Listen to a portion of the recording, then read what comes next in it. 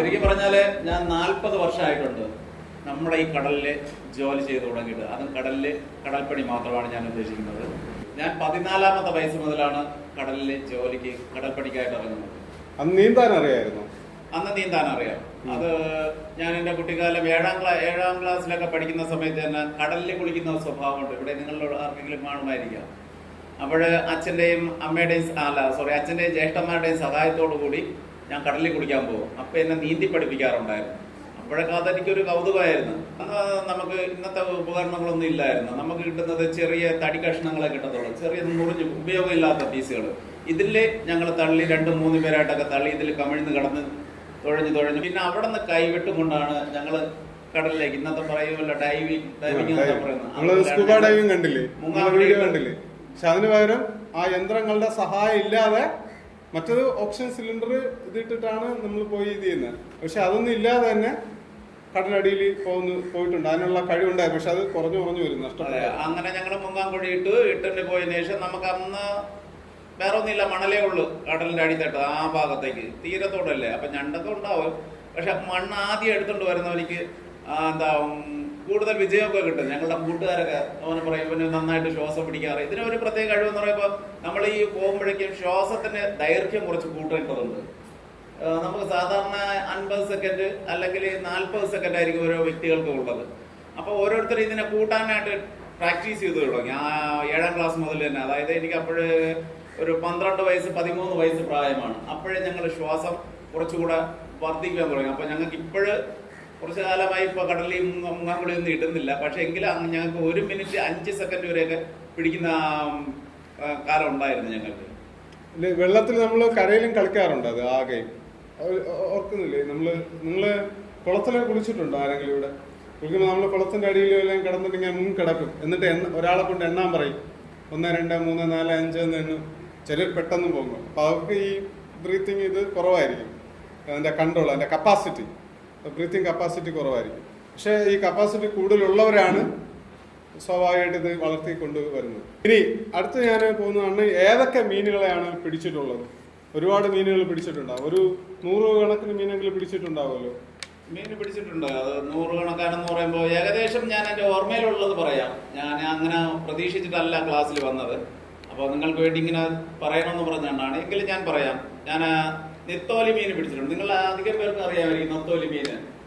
ചാള മീൻ പിടിച്ചിട്ടുണ്ട്, അയല മീൻ പിടിച്ചിട്ടുണ്ട്, ചൂര മീൻ പിടിച്ചിട്ടുണ്ട്, പിന്നെ സ്രാവ് മീനിനെ പിടിച്ചിട്ടുണ്ട്, നെയ്മീനിനെ പിടിച്ചിട്ടുണ്ട്, നെയ്മീൻ, ആവോലി മീൻ പിടിച്ചിട്ടുണ്ട്. പിന്നെ എന്തൊക്കെയാ മീനുകൾ? വങ്കട മീനെ പിടിച്ചിട്ടുണ്ട്. പിന്നെ ഏതൊക്കെയാ? ശരിക്കും ഞാനൊരു ചൂണ്ട പഠിക്കാനാണ്. ചൂണ്ട കൊണ്ട് മീൻ പിടിക്കുന്ന ഒരു വ്യക്തിയാണ്. മറ്റു ഇന്നത്തെ നിങ്ങൾ കാണുന്ന പോലെ വലകൾ ഉപയോഗിച്ച് പഠിക്കുന്നവരുണ്ടാവും. പക്ഷെ ഞാനത് പറയണമായിരുന്നു. ഞാൻ ചൂണ്ട പണിക്കാരനാണ്. അതുകൂടെ ആദ്യമേ പറയാം. അപ്പൊ ചൂണ്ടയിൽ കിട്ടുന്ന മീനുകളൊക്കെയാണ് ഞാൻ ഈ പറയുന്നത്. ചൂണ്ടയിൽ കിട്ടുന്നത് മാത്രമാണ് ഞാൻ ഈ പറഞ്ഞത്.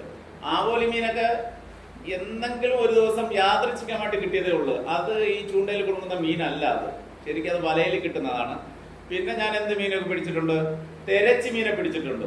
ഈ തെരച്ചി മീനെ കുറിച്ച് പിടിച്ചത് എന്ന് പറയുമ്പോൾ എനിക്കൊരു അനുഭവം പറയാൻ പറ്റും. ഈ സാധാരണ ഒരു മീന് നമ്മൾ പിടിക്കുമ്പോഴേക്കും അത് നമ്മുടെ ചൂണ്ടയിൽ കൊളുകി കഴിഞ്ഞാൽ നമ്മൾ അതിനെ പിടിച്ചെടുക്കാനായിട്ട് സാധാരണ 2 മിനിറ്റ് 5 മിനിറ്റിനുള്ളിലൊക്കെ കിട്ടാറുണ്ട്. എന്നാൽ ഈ തിരച്ചി മീൻ ഒരു പ്രത്യേക സ്വഭാവമുണ്ട്. ഇത് 1 മണിക്കൂർ 1.5 മണിക്കൂർ കഴിഞ്ഞാൽ മാത്രമേ ഇതിനെ നമുക്ക് വള്ളത്തിൽ കയറ്റാൻ പറ്റൂ. കാരണം ഈ തിരച്ചി മീൻ ഇത്രയും വലിപ്പമുള്ള ചിറകൊക്കെ ഉണ്ടല്ലോ. ഈ ചിറകയിട്ട് ഇവ ഓടിയിട്ട് അവസാനം ഇവ വെയിറ്റ് കൊണ്ട് അങ്ങ് തറയിൽ ഇങ്ങനെ മണ്ണിൽ ഇങ്ങനെ കിടക്കും.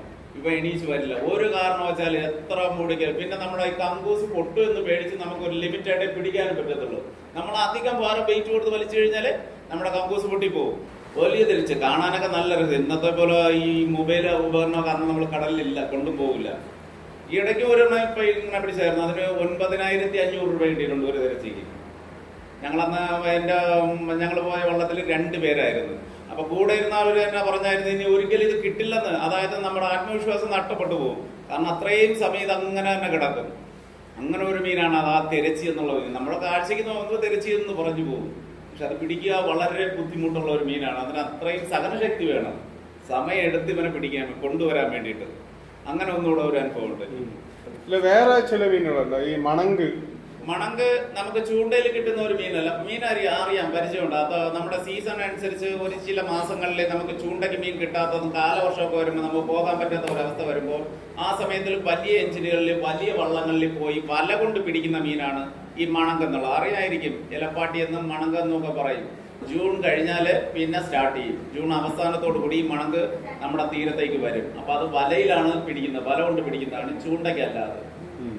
പിന്നെ വറ്റ മീനൊക്കെ ചൂണ്ടയ്ക്ക് പിടിക്കുന്നതാണ്, ചൂണ്ടയ്ക്ക് പിടിക്കുന്ന മീനാണ്. ചൂണ്ടയ്ക്ക് അത് നമ്മുടെ അടിത്തട്ടിൽ താമസിക്കുന്ന മീനുകളാണ്. അതിനെ നമ്മൾ പാരി മീൻ എന്ന് പറയും. നിങ്ങൾ അങ്ങനെ ആരെയും കേട്ടിട്ടുണ്ടോ? പാരി മീൻ എന്ന് പറയും. നിങ്ങൾക്കൊക്കെ അറിയായിരിക്കും, ഇവരൊക്കെ കടലിൽ കുളിക്കുന്ന പയ്യന്മാരെ കണ്ടിട്ടുണ്ട്.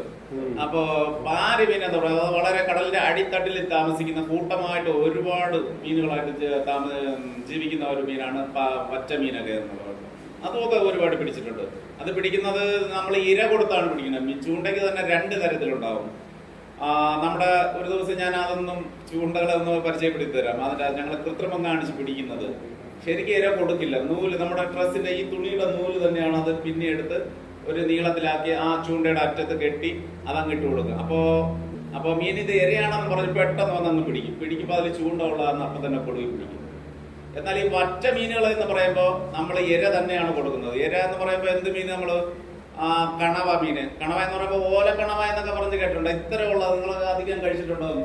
കണവ കൊണ്ടൊക്കെ ഉള്ളത് വലുതല്ല, ചെറുത്. അപ്പൊ ഇതൊക്കെ ചൂണ്ടയിൽ അങ്ങ് കൊടുത്തിട്ട് കഴിയുമ്പോഴേക്കും അവൻ വന്ന് യഥേഷ്ടം വന്ന് കഴിക്കാറുണ്ട്. കഴിക്കുമ്പോൾ അങ്ങനെ പിടിക്കുക. അത് വറ്റ മീനുകൾ അധികവും ഇരയ്ക്ക് കിട്ടുന്നതാണ്. അതായത് നമ്മുടെ ആ കള്ളത്തരങ്ങളിൽ അവൻ കൂടുതൽ കൂടുന്നില്ല. കിട്ടും എങ്കിലും അധികം കിട്ടില്ല. ക്ലവർ ഫിഷ് ആയിരിക്കും, ഭയങ്കര ബുദ്ധിയായിരിക്കും. അതുകൊണ്ട് നമ്മൾ അതിനേക്കാളും ബുദ്ധി ഉപയോഗിച്ചാലേ അവനെ പിടിക്കാൻ പറ്റും. അപ്പൊ നിങ്ങൾ ആ രീതിയിൽ ഉപയോഗിക്കുന്ന ഒരു ബുദ്ധിയാണ് അതാണ് നമുക്ക് എളുപ്പം. കാരണം എന്ന് പറയുമ്പോൾ ഞങ്ങൾ എന്തുകൊണ്ട് ആ മിനിസം തന്നെ കൊടുക്കുന്ന ഇര കൊടുക്കുന്നില്ല? അത്രയും പിശുക്കന്മാരാണോ എന്ന് ചിലപ്പോൾ നിങ്ങൾ ചോദിച്ചേക്കാം. അല്ല, ഞങ്ങൾ ചെയ്യാൻ കാരണം എന്ന് പറയുമ്പോൾ വളരെ എളുപ്പത്തിൽ എങ്ങനെ പിടിക്കാം എന്നുള്ള ഐഡിയ നോക്കിയപ്പോഴാണ് ഇതാണ് നല്ലത്. കാരണം എന്ന് പറയുമ്പോൾ ഒരു മീൻ നിങ്ങൾ കണ്ടിട്ടുണ്ടോ ഈ പുഴ അരികിലൊക്കെ അച്ചാച്ചന്മാരൊക്കെ ചൂണ്ടയിടുന്നത്? അപ്പൊ ഒരു മീനെ പിടിക്കുക, കഴിച്ചിടുക, എന്നിട്ട് ഇര എടുക്കുക, പൊരുക്കുക, നന്നായിട്ട് നോക്കി കൃത്യമായതിനു ശേഷം വെള്ളത്തിൽ വീണ്ടും ഇടുക. ഇതെന്ന് പറയുമ്പോൾ ഈ ഇര എല്ലാ സമയവും ആ ചൂണ്ടയിൽ തന്നെ ഉണ്ട്. നമ്മൾ വെറുതെ മീൻ പിടിച്ചു കഴിഞ്ഞാൽ ആ ചൂണ്ടയിൽ മാത്രം ഇടുക, മീൻ ഇടുക, വീണ്ടും അങ്ങനെ ഇടുക. വളരെ ഫാസ്റ്റായിട്ട് അത് നടന്നുകൊണ്ട് പോകും. അതുകൊണ്ട് ഞങ്ങൾ ശരിക്കും അങ്ങനെ ചെയ്യുന്നതാണ്. അല്ലാതെ കാലകാലങ്ങളായിട്ട് അവർ ചിലപ്പോൾ കബളിപ്പിച്ചതായിരിക്കാം. ഞങ്ങൾ ഇന്ന് കബളിപ്പിക്കുന്നുവെങ്കിലും ഞങ്ങളുടെ എളുപ്പം നോക്കിയിട്ടാണ്. കുറച്ച് സമയമേ കിട്ടത്തുള്ളൂ. ഇത് ഒരു കൂട്ടം മീൻ വന്നു കഴിഞ്ഞാൽ എല്ലാ മീനും എല്ലാ സമയവും നിന്ന് ആ ഇര എടുക്കില്ല. ഇതിൽ അവർക്ക് ചിലപ്പോൾ മനസ്സിലാകാം, ആ കൂട്ടം മീനിന് മനസ്സിലാകും അപകടാവസ്ഥയാണോ എന്നുള്ളത്. അടിത്തട്ടിൽ ചിലപ്പോൾ ആ മത്സ്യങ്ങൾക്ക് മനസ്സിലായതിന്റെ പേരിലായിരിക്കണം കുറച്ചു നേരം നിന്നിട്ട് മറ്റുള്ളവരെല്ലാം ദൂരെ പോകും, പിന്നെ ആകുമ്പം വരില്ല. അപ്പൊ കിട്ടുന്ന സമയത്തിൽ എത്ര മീനെ പിടിക്കാം, എത്ര വേഗത്തിൽ പിടിക്കാം എന്നുള്ള ചിന്ത കൊണ്ടാണ് ഞങ്ങൾ അങ്ങനെ ചെയ്യുന്നത് സാർ. അപ്പോ ഈ പരവ അതുപോലുള്ള മീൻ, തേട്, അതുപോലെ ചീലാവ്, അതായത് മായക്ക മീനൊക്കെയാണ്. മായക്ക എന്നാ പറയണത്. ഞാൻ പറഞ്ഞില്ല, ഒരു ദിവസം കാണിച്ചു തരുമ്പോൾ നിങ്ങൾക്ക് ഒരു ചരണിൽ തന്നെ കഴിഞ്ഞ ക്ലാസ്സിൽ മായക്കെ കുറിച്ച് പറഞ്ഞായിരുന്നല്ലോ, ഓർമ്മയുണ്ടോ? ഞാൻ പറഞ്ഞില്ലേ, long line fish, hook line ഫിഷിങ്ങിന്റെ വേറൊരു ടെക്നിക്കാണ് ഈ ലോങ് ലൈൻ ഫിഷിംഗ് എന്ന് പറയുന്നത്. ഒരു നൂലിൽ തന്നെ ഒത്തിരി ചൂണ്ടകൾ ഉള്ളത്. അത് 50 ചൂണ്ട ഉണ്ടെന്ന് വെച്ചിട്ടുണ്ടെന്ന് പറഞ്ഞു. അതെ, ആ ലൈനെ ഞങ്ങൾ പറയുന്നത് മായക്ക എന്നാണ് ഞങ്ങൾ പറയുന്നത്. നമ്മുടെ കടപ്പുറത്തെ ഭാഷ എല്ലാവർക്കും മനസ്സിലാവും. ഞങ്ങളുടെ പ്രായക്കാര ജോലിക്കാർക്ക് മനസ്സിലാവും. ഒരുപക്ഷെ നിങ്ങളൊക്കെ ഇംഗ്ലീഷ് മീഡിയം ഒക്കെ പഠിക്കുന്ന കാരണം അതിന് യഥാർത്ഥ പേര് നിങ്ങളുടെ കൈവശമാണ് ഉള്ളത്. ഞങ്ങൾ പറയുന്നത് അതിനെ മായക്ക എന്നാണ് ഞങ്ങൾ പറയാറ്. നിങ്ങൾ പറയുന്നതാണ് യഥാർത്ഥ പേര്, മറ്റത് ഇംഗ്ലീഷ് പേരാണ്. ഓക്കെ. പിന്നെ ഈ കുറെ മീനുകളുടെ പേര് ഇപ്പൊ പറഞ്ഞല്ലോ. അതെ. അപ്പൊ നമ്മൾ ഇന്നലെ കഴിഞ്ഞ ഇതില് നിങ്ങൾ വീഡിയോ കണ്ടപ്പോ കടന്റെ അടിത്തട്ട് കണ്ടല്ലോ. കടന്റെ അടിത്തട്ട്, ഏറ്റവും അടിത്തട്ടുണ്ട്, ഇടയിലുണ്ട്, വെള്ളത്തിന്റെ മീതെയാണ് നമ്മൾ ബോട്ടൊക്കെ പോകുന്നത്. നിങ്ങൾ കണ്ടല്ലോ മീൻ. അപ്പൊ ഈ മീനുകളിൽ ഇപ്പൊ നിങ്ങൾ അണ്ണൻ പറഞ്ഞ ഈ മീനുകളുണ്ടല്ലോ, ഈ മീനുകളൊക്കെ എവിടെയാണ് കാണപ്പെടുന്നത്? ഏത് ഭാഗത്താണ് കാണപ്പെടുന്നത്? അതായത് ഏത് ഭാഗത്തെന്ന് പറയുമ്പോൾ കടലിന്റെ 3 തട്ടായിട്ടാണ് കടലെ നമ്മൾ പ്രധാനമായിട്ട് തിരിക്കുന്നത്. പല തട്ടുകളുണ്ട്, അതിൽ പ്രധാനമായിട്ട് 3 തട്ടിൽ. അത് ഏത് തട്ടിലാണ് ഈ മീനുകൾ കാണുന്നത്?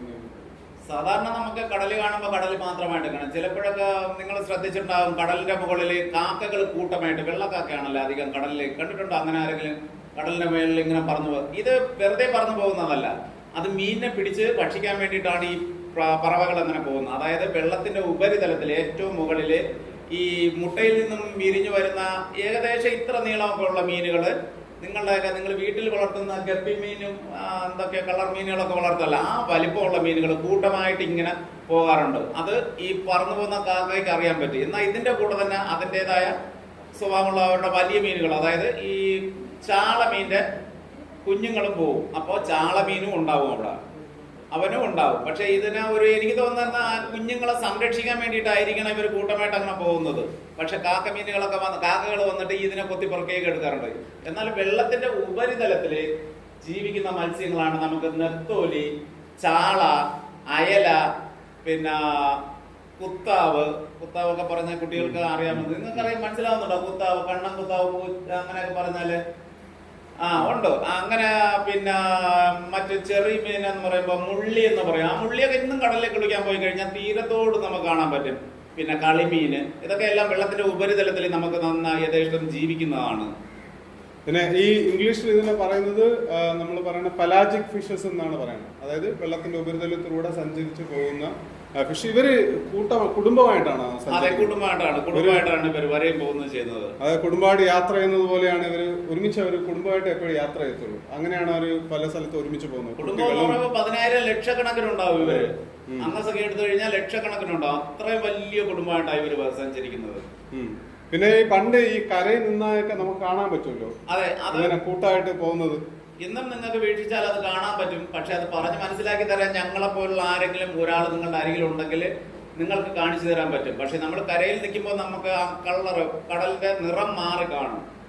നിറം മാറി കാണുമ്പോഴേ അവർ പറഞ്ഞു തരും ഇതാണ് മീന്. കുറച്ചുകൂടി നമ്മൾ അടുത്ത് നോക്കി കഴിഞ്ഞാൽ നമുക്കതിനെ നന്നായിട്ട് കാണാൻ പറ്റുന്ന രീതിക്ക് പറ്റാതെ. അതായത് കടലിലെ അച്ഛനോടോ ആരോടോ ചോദിച്ചാൽ അവര് കൃത്യമായിട്ട് അന്ന് കാണിച്ചു തരാൻ പറ്റും. അതെ, കടലിന്റെ കളർ ഉണ്ടല്ലോ. സാധാരണ കടലിന്റെ കളർ എന്താണ്? നീല അല്ലേ, ബ്ലൂ ഗ്രീൻ അല്ലെ, ബ്ലൂ ആണ് കളർ അല്ലെ, ഗ്രീൻ, ചില ഗ്രീൻ ആയിട്ടുള്ള ഒരു കളറാണ്. പക്ഷേ ചില സമയത്ത് കളർ ചേഞ്ചസ് ആവും. ആ കളറിന്റെ മാറ്റം അനുസരിച്ചാണ് ഇവർക്ക് പ്രവചിക്കാൻ പറ്റുന്നത്. ഇന്ന പ്രത്യേകതയാണ് കടലിൽ, ഇന്ന പ്രത്യേകതയുണ്ട്.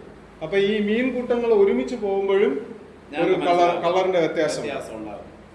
അതായത് ഈ മീൻ കൂട്ടങ്ങൾ അങ്ങനെ സഞ്ചരിക്കുമ്പോൾ ഉണ്ടാകുന്ന ഉപരിതലത്തിൽ ഒരു ചെറിയ ഓളം ഉണ്ടാവും. ആ ഓളത്തിന്റെ വലിപ്പം ചെറുപ്പം മനസ്സിലാക്കി ഞങ്ങൾക്ക് പറയാൻ പറ്റും ഇത് ഇന്ന മീനാണ്, ഇത് ഇത്രയും വലിപ്പമുള്ള മീനാണ്, ഈ ചാള മീനാണ്, അയില മീനാണെന്ന് ഞങ്ങൾക്ക് കരയിൽ നിന്നുകൊണ്ട് ദൂര കാഴ്ചയ്ക്ക് ഞങ്ങൾ നോക്കി പറയാൻ ഞങ്ങൾക്ക് പറ്റും. ക്യാമറ വെച്ചല്ല, ബൈനോക്കുലർ വെച്ചൊന്നുമല്ല, നമ്മുടെ കണ്ണുകൊണ്ട്, നമ്മുടെ നഗ്ന നേത്രങ്ങൾ കൊണ്ടാണ് കരയിൽ നിന്ന് നമ്മൾ ദൂരെയുള്ള ഇതിനെ നോക്കി പറയുന്നത് ഇത് ഇന്ന മീനാണ്. അങ്ങനെ അനുസരിച്ചാണ് നമ്മള് വലകൾ അന്ന് പോയിക്കൊണ്ടിരുന്നത്. ചാളയാണ് കണ്ടിരുന്ന ചാള വല പോവുക, നൊത്തോലി പോവുക, അങ്ങനെ ചാള മീൻ വന്നറ എന്ന് പറയാം. അപ്പോൾ ഉടനെ തന്നെ വല എടുത്തോണ്ട് ചാളക്കാർ പോകും. അയിലാണെന്ന് പറഞ്ഞാൽ ഞങ്ങൾ ചൂണ്ടക്കാര് ഉടനെ പറയുന്നത് അയില കമ്പി കിടക്കുന്ന കെമ്പി എന്നാണ് ഞങ്ങൾ പറയാറ്. കമ്പി എന്ന മുകളിൽ ഇങ്ങനെ കിടക്കുന്നതിന് ഞങ്ങൾ കെമ്പി കിടക്കുന്നു എന്നാണ് ഞങ്ങൾ പറയുന്നത്. അപ്പൊ തന്നെ മരങ്ങൾ ഇറക്കി ഓടിപ്പോയി യഥേഷ്ടം കുറെ കിട്ടും.